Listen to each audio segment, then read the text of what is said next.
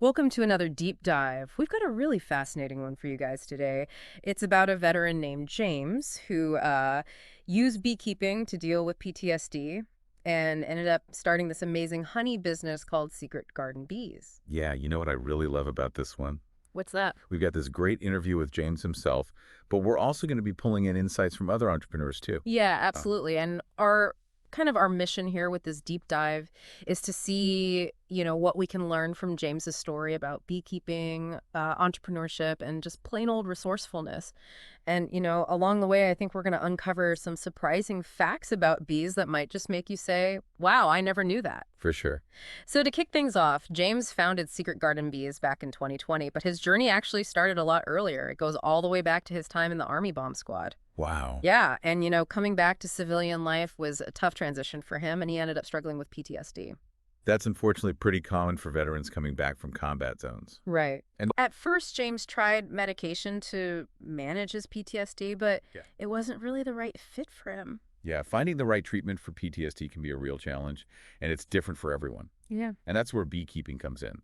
It's kind of this unexpected therapeutic angle. It seems counterintuitive, doesn't it? Yeah. Like working with bees when you're already dealing with stress. But Yeah. a friend of James's who was also a veteran and a beekeeper suggested he give it a try. Really? Yeah, and for James, it turned out to be even more effective than medication. That's amazing. I mean, there's something about the nature of beekeeping itself, that can be really therapeutic, especially for something like PTSD. So what is it about beekeeping that makes it so good for managing PTSD? Well, it requires a lot of calmness and focus. Yeah. You have to move slowly and deliberately and really be present in the moment. It's fascinating how something that demands such stillness can be helpful for something as intense as PTSD. It's like the bees are teaching you to just slow down and breathe. Exactly. Yeah. Any sudden movement, any anxiety, it can disrupt the hive. Right. So you're almost forced to kind of just be in that moment. It's almost like a form of meditation, but with honey as a bonus. It's a pretty sweet bonus. Right. And it's really incredible how nature can offer these unexpected avenues for healing. Yeah. But for James, it wasn't just about finding peace, it was also about finding a purpose. Absolutely. He found that, caring for the bees, understanding their society, harvesting the honey, it gave him this sense of accomplishment and meaning. That's so important. And that sense of purpose, I think, was really key in his journey from PTSD to actually building a successful business. It's a reminder that healing and entrepreneurial spirit can really go hand in hand. They can, and that brings us to the beginning of Secret Garden Bees. Now, you might be surprised to hear this, but James's initial investment was incredibly low. It was remarkably low. I think it was only around $500 to get started. $500, seriously. I mean, most people would think starting any kind of business, let alone something like beekeeping, would take way more money than that. What did he even spend that $500 on? Well, he was able to get the basic equipment he needed, like a bee suit gloves, a smoker, and 2 hives. Okay. And this is where it gets really interesting. You can actually order bees through the mail. Wait, are you serious? Bees delivered by mail? Yeah. They arrive at your local post office, buzzing away in a box. That's wild. I never knew that. So with just $500 and a couple of mail-order bee colonies, Secret Garden Bees was born. Pretty much. I'm curious, though, did starting small like that influence his approach to business as things grew? Definitely. Hmm. I think starting small allowed James to learn the ropes and experiment and scale up gradually without taking on tons of debt right away. It's a really valuable lesson for any entrepreneur. I think you don't always need a huge amount of capital to get started. Yeah. Sometimes the most important thing is just to learn as you go and scale thoughtfully. Yeah, it's all about proving the concept first Exactly. before going all in. Yeah, exactly. You minimize risk and Yeah. you stay flexible in those early stages when you're still figuring things out. And speaking of figuring things out, James's journey wasn't without its challenges. What were some of the biggest obstacles he faced in those first few years? Well, like any new business owner, he had to wear a lot of hats and learn quickly. Oh, I bet. There was a steep learning curve when it came to beekeeping itself. Managing the hives, understanding the whole honey production process. Yeah. But then he also had to master the business side of things, Yeah. right? Marketing, branding, sales. Right. And all while he was still dealing with the lingering effects of PTSD. Yeah, that sounds like a lot to handle. What would you say was the most crucial skill he developed during that time? I would say resourcefulness. He had to become a master of making the most of what he had. That makes sense, especially with his limited starting budget. Yeah, and this actually led him to an amazing discovery, this kind of hidden treasure trove of affordable equipment that would really become a defining part of how he built his business. Well, that's interesting. Before we get into that, I just want to pause and acknowledge how inspiring this part of James's story is. It really speaks to the power of mentorship, seeking guidance from people who have been there before. But let's get back to that hidden treasure trove of equipment. What was it? It's not what you'd expect. It was government surplus. Government surplus, like military gear and stuff? Not exactly. There's this program that a lot of people don't know about that allows veterans to acquire surplus equipment from the government. Hmm, And it was a game changer for James. really? Yeah, this program opened up a whole world of possibilities for him to get high-quality equipment, but at a fraction of the cost. It's amazing sometimes the most valuable resources are right there in front of us. We just don't know about them. It sounds like he found a gold mine. What kind of things did he get through this program? He got some incredible deals. Like Yeah. he managed to snag a $40,000 forklift for just 500 A bucks. forklift for $500? That's insane. What He else? also got an F-350 truck for $1,000, Wow. which is an absolute steal.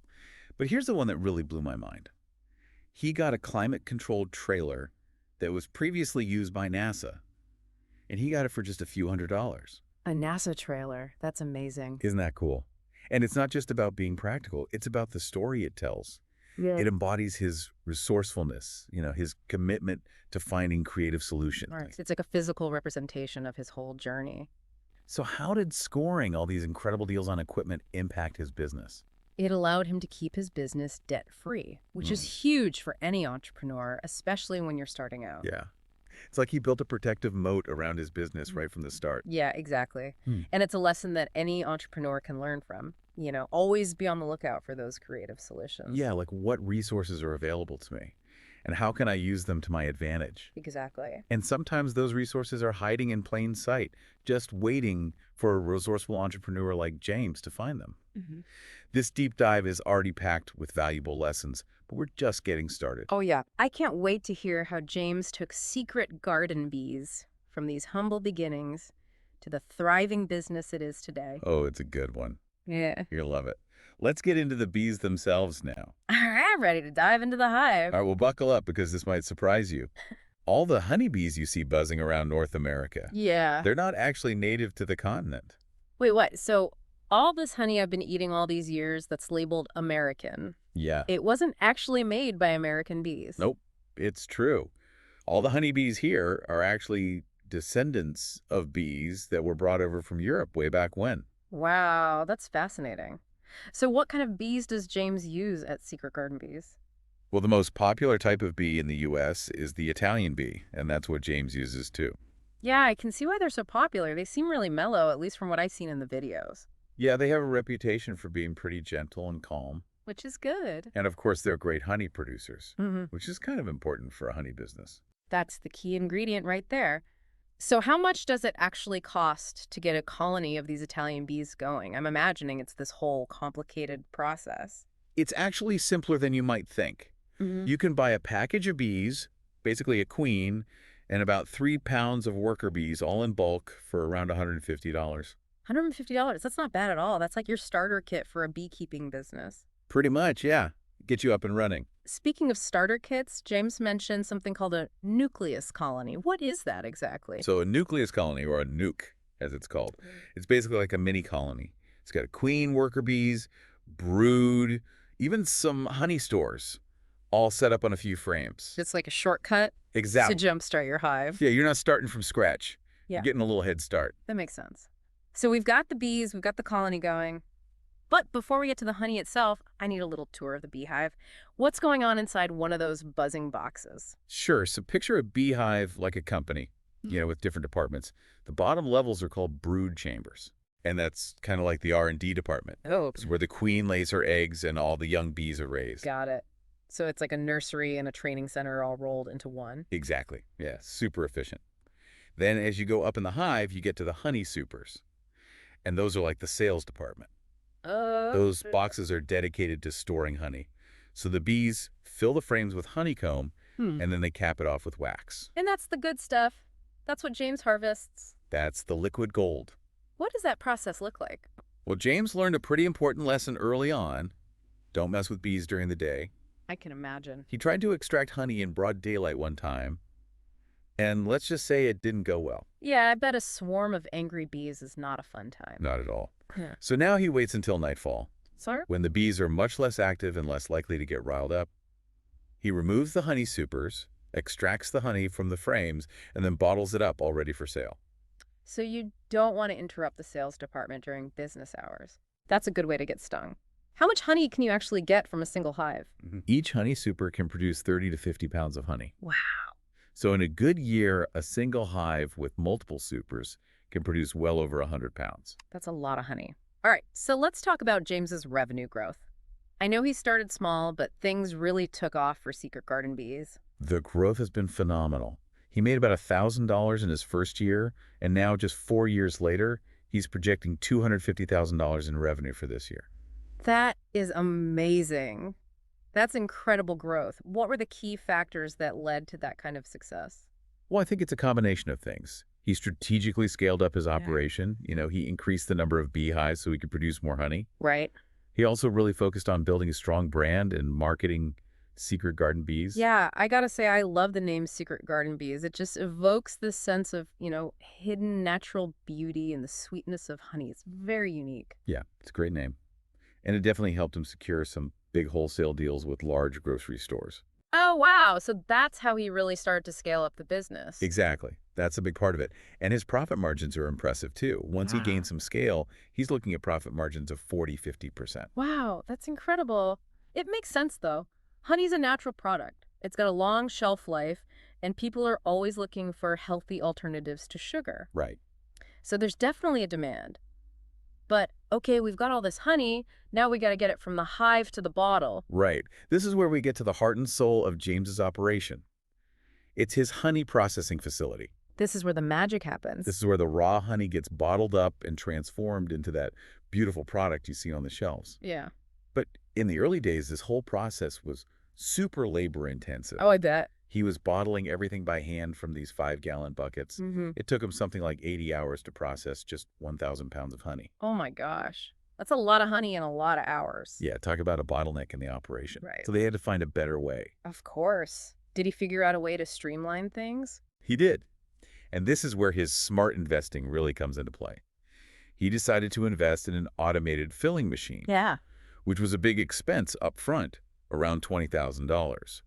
But it was a total game changer for his business. I mean, I'm all for investing in tools that can save you time and make things more efficient. Yeah. But $20,000, that's a pretty big risk, especially for a relatively young business. It was a risk, but it paid off big time.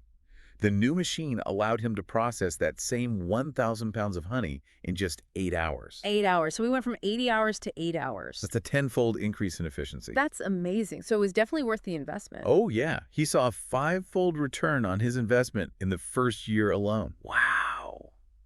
That's the power of strategic investment. Yeah, it is a good reminder that sometimes you have to spend money to make money. And James clearly gets that. He's not just thinking about today, he's thinking about how to scale his business for the future. Exactly. Okay, so we've got all this honey bottled up. Now, how does he actually get it onto store shelves and into the hands of customers? That's where branding and packaging come in. Right. And James knew he wanted to target a more upscale market. So his packaging had to reflect that. So no plastic honey bears. Nope. He went with elegant glass bottles with cork stoppers. Oh, nice. Each bottle is shrink-wrapped for that premium look. I like that. It's like you're getting a little gift. Yeah. And the label design is really striking, too. I was going to say, the label is so simple, but elegant and memorable. Did he hire a professional designer? It was a team effort. Yeah. His wife actually collaborated with the graphic designer, and they spent over 18 months perfecting the design. 18 months. Yeah, they really wanted to get it right. That's dedication. So it's not just about the aesthetics, is it? Where he places the honey in the store is strategic, too, right? Absolutely. You won't usually find Secret Garden bees honey with the other honey brands. Mm-hmm. It's usually in the produce section. Interesting. Why is that? Well, it's all about targeting the right customer. People who are shopping in the produce section, they tend to be more health conscious and more willing to pay a little extra for high-quality products. Yeah, that's a smart move. It's like subliminal messaging. This honey is fresh and it's good for you. Exactly. But getting that prime shelf space in a big grocery store is no easy feat, especially for a small business. How did James manage to land those wholesale deals? Or he credits his military background with giving him the persistence to just keep pushing forward. Yeah. He spent months making phone calls, leaving voicemails, following up with store managers and corporate contacts. He just wouldn't give up. So it was a combination of hustle and perseverance. Yeah, it really was. It's a good lesson for anyone out there trying to make it in business. Sometimes it's not just about having a great product, it's about having the grit to keep going even when things get tough. You got to be able to handle those rejections. Yeah, exactly. But even with the best product and the best hustle, you still have to build trust with those big retailers. How did James convince them to take a chance on him? Well, he started small. He focused on fulfilling smaller orders for a handful of stores at first. Okay. That way he could prove that he was reliable and could deliver on his promises. Yeah, it's about building that track record, Right. showing that you can be trusted. Exactly. And as he consistently met their expectations, those smaller orders gradually grew into bigger partnerships and eventually those coveted wholesale deals with chains like Fresh Market and Harris Teeter. So he basically climbed the ladder one rung at a time. Yes, step by step. It's inspiring to see how he built that trust and that reputation. But I'm curious, did James ever face any major setbacks during all this growth? It's hard to imagine that everything went perfectly smoothly. Oh, there are definitely bumps in the road. Yeah. He's had his share of challenges, everything from bad weather to equipment failures. Hmm. But he's always viewed these challenges as opportunities to learn. That's a good attitude to have. It is. But I'm sure some of those challenges felt pretty overwhelming. Was there ever a moment where he thought about throwing in the towel? There was one incident in particular that really tested him. He lost 14 beehives in an unexpected Arctic freeze. Oh no. That must have been devastating. It was a huge blow. Yeah. But thankfully, he had insured his hives through the USDA. So that helped to cushion the financial loss. That was smart. Yeah. It's a good reminder to plan for the unexpected. Even when things are going well, it's always important to think about risk management. Absolutely. So did this experience change his approach to business at all? It definitely reinforced the importance of being prepared. Yeah. He always says slow is smooth and smooth is fast. I love that. It's about building something sustainable, Yeah. something that can weather the storms. It's Oh. not about rushing into things. It's a marathon, not a sprint. So besides risk management, what other advice does James have for aspiring entrepreneurs, That's good. especially those who might be interested in beekeeping as a business? He's a big believer in lifelong learning Yeah. and finding good mentors. He's had mentors for both the beekeeping side of things and the business side of things, and he says it's been crucial to his success. I can see that. And he's also big on leveraging resources, Yeah. whether it's government programs, online communities, industry associations. Right. There's so much support out there for entrepreneurs if you know where to look. And sometimes those resources come from the most unexpected places, like a government surplus program that leads you to a NASA trailer. Exactly. It's a wild story. It really is. It's amazing to see how James has combined his personal healing journey with this incredible entrepreneurial success story. He's not just selling honey, he's sharing a message of resilience and resourcefulness Right. and the unexpected sweetness that life can offer. Yeah, it's pretty inspiring. You know what strikes me about James's story? It's like he's managed to build this incredible business while staying true to himself. He's not just chasing profits. He genuinely cares about, the bees and about helping veterans and about giving back to his community. Absolutely. His passion is real, and you can feel that authenticity in everything he does. From how he treats his customers to how he runs his operation. It's clear that Secret Garden Bees is more than just a business for him. It's like an extension of who he is. Right. And that kind of authenticity, that's something people can sense. You can't fake that. But passion alone doesn't build a business. He's clearly made some really smart decisions along the way, especially when it comes to his finances. Oh, for sure. And one example that stands out is his use of government programs to help manage his labor costs. Yeah, that was a savvy move. He really did his homework and found ways to maximize those resources. Definitely. He took full advantage of the Workforce Innovation and Opportunity Act. Mm-hmm. That program that helps cover a big chunk of the salary for a veteran apprentice. Right. And it's amazing how many of these programs are out there just waiting for entrepreneurs to tap into them. It's true. There's a lot of support available. You just got to know where to look. And sometimes those resources can pop up in the most unexpected places, like a government surplus program that ends up scoring you a NASA trailer. It's crazy, right? Yeah. So many opportunities out there if you just keep your eyes open. Exactly. So thinking about James's journey from PTSD to profits, what are some of the key takeaways that our listeners can apply to their own lives? whether they're thinking about starting a business or just trying to navigate life's I challenges. think the biggest one is the power of finding purpose and passion in unexpected places. Yeah, James could have easily let his PTSD define him, right. but instead he found healing and a whole new direction in beekeeping. And it's a reminder that sometimes the things we least expect can turn into our greatest strengths. It's like turning lemons into lemonade. But in James' case, it's more like turning PTSD into honey. Exactly. And beyond that, his story really highlights the importance of resourcefulness and strategic thinking. He started with very little capital. Yeah, $500. Right. But he made smart decisions. He leveraged the resources that were available to him. And he wasn't afraid to take calculated risks when it made sense. And he was persistent. He didn't get those wholesale deals overnight. No, he had to put in the work, build those relationships, prove that he was a reliable partner. Right. It takes time and consistent effort. It does. And finally, I think James's story teaches us the importance of embracing failure as a learning opportunity. Oh, absolutely. He's been very open about the setbacks he's faced along the way. Yeah, like losing hives to that Arctic freeze. Right. But he's never let those setbacks define him. Never. He's taken those experiences and learned from them and come back stronger. It's all about that growth mindset. Exactly. And his motto, slow is smooth and smooth is fast. I think that really captures his approach to both beekeeping and entrepreneurship. It's a great mantra. Yeah. It's about building something sustainable, Yeah. something that can last. So to wrap things up, I think James's story is a beautiful example of how success isn't a straight line. It's a journey with twists and turns and bumps along the way. Absolutely. Yeah. But with the right mindset, even those detours can lead to amazing places. And sometimes those amazing places are filled with honey. And not the trailers. Exactly. You never know what you're going to find when you step outside your comfort zone and start exploring. So, to our listeners out there, what seemingly niche activity or interest could you turn into a thriving business? James's story is proof that the sweetest success often comes from the most unexpected places. It's true. So get out there and explore and see what you can create. And who knows, maybe we'll be featuring your story on a future deep dive.